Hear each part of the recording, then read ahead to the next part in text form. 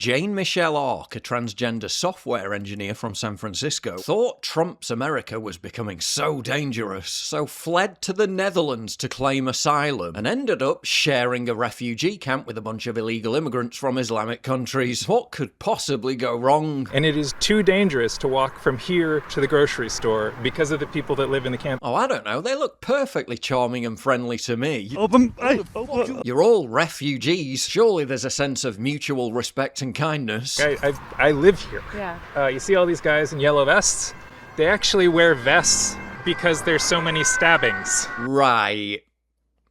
Maybe not then. I'm sorry, but this is utterly hilarious. He thought San Francisco was too dangerous to live in as an LGBT person. Yeah, San Francisco. It felt very unsafe to stay in San Francisco and the United States. The only thing that I felt was safe to do was flee the United States. So chose instead to live in a migrant camp so dangerous. Even the Red Cross refuses to visit it. The Red Cross, who is helping you, they say it's too dangerous to come here now. What do you think? No help. Amongst people from countries which take, let's just say, a dim view of the rainbow people. Between here and there is a bunch of Algerians and Moroccans or whoever who think that queer people should be beaten. Yeah, maybe should have thought about that beforehand. Presumably Jane thought it would be full of needy, stricken women and children fleeing war and persecution, when in fact it was full of violent, abusive young men roaming around trying to stab people. Oh, it's scary. It's legitimately scary.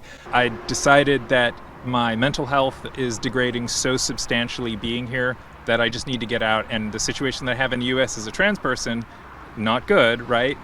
But here I will be hurt or killed. And given Jane's progressive politics, the exact type of people he voted for time and time again to import into America. Free Palestine. Have you ever witnessed such an astonishing act of stupidity, thinly disguised as self-aggrandizing virtue signaling? I think that this system where you have people just living out here that are unhappy is not good. But wait.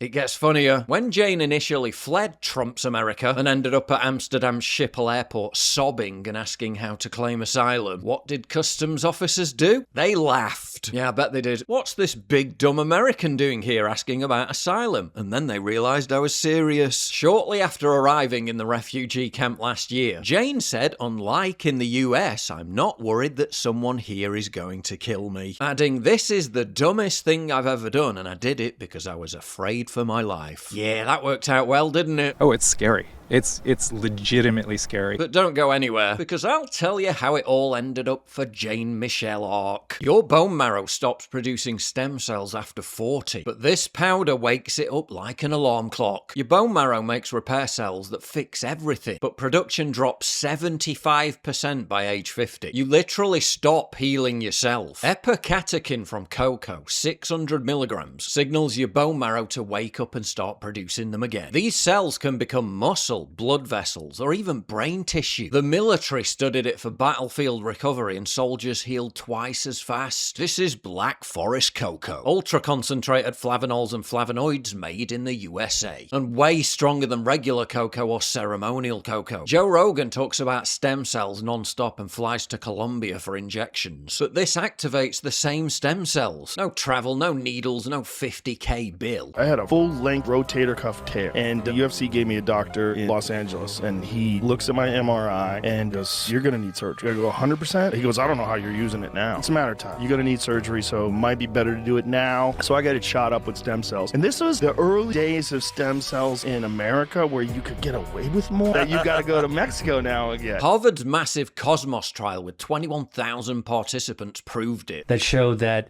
eating high flavanol cocoa decreases the risk of cardiovascular death. If you're over 40 and feeling old, your bone marrow needs this wake-up call. The 4th of July buy one get one free deal already ended, but I got Black Forest to bring it back for you. For the next 48 hours only, buy one get one free on absolutely everything, including their top cocoa formula, plus a free bottle of NMN with every order. That's 3 bottles for the price of 1. Use my link in the pinned comment and description right now, because it's the only way to get this deal. Promo ends in 48 hours, then prices go back up. So take care of your health before it's gone. Not surprisingly, trans women are fleeing the United States.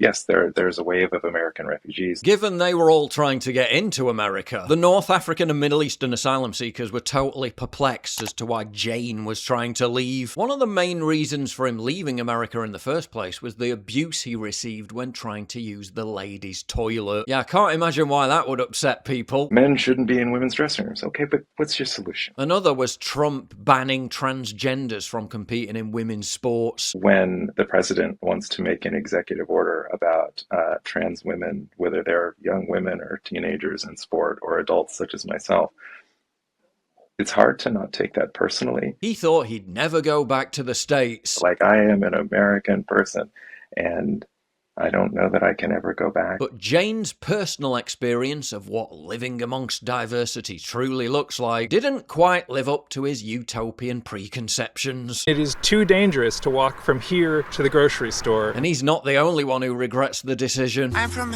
Albania, and I come here just for help because I was treated not good here, and I'm bad more than my country. If I know that it will be here like this, I will never come to this country. I was one time attacked from one person with a knife with no reason. They come attacked us, trans people, gay people. They attack us with no reason. It's hard here to live. Wait a minute, you mean to say these guys are not the biggest supporters of trans rights?